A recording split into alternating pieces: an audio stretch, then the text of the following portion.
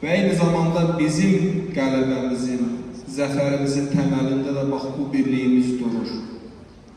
Dinindən asılı olmayaraq hər bir Azərbaycanlı gedib Qarabağda döyüşdü.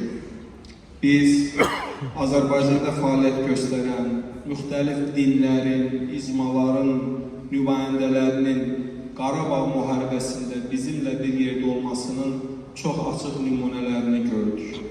Və bir daha qeyd edirəm, bu böyük bir tarixi nailiyyətdir. Mən xatırlayıram, bir müddət bundan əvvəl Azərbaycanda fəaliyyət göstərən xarici ölkələrin səfirliklərindən birinin nümayəndəsi demişdi ki, Azərbaycan xalqının xaricə ixrac edə biləcəyi ən dəyərli sərvətlərdən biri onun milli mənəvi dəyərləridir, tolerantlıqdır, multikulturalizmdir. Bizim hər birimiz dünyaya gedirik, müxtəlif ölkələrdə oluruq. Heç də dünyanın hər yerində bu harmoniya yoxdur, bu birlik yoxdur, bu bərabərlik yoxdur. Biz bu tədbirdə dəfələrlə şükür edildiyinin şahidi olduq. Həqiqətən biz öz Rəbbimizə çoxlu şükürlər etməliyik. Bu birliyə görə, bu bərabərliyə görə, bu harmoniyaya görə, bu gözəl ölkəyə görə. Və bu bizim hamımızın birlikdə uğurudur, hamımızın birlikdə tarixi nailiyyətidir.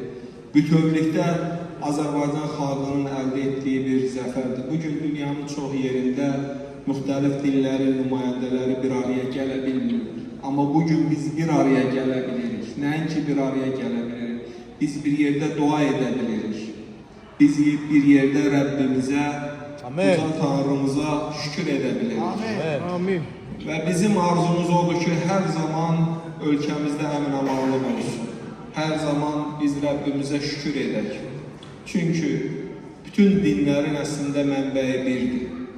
Bütün dinlərin əsas məqsədi insanları mənəvi kamilliyə, mənəvi saflığa dəvət etməkdir.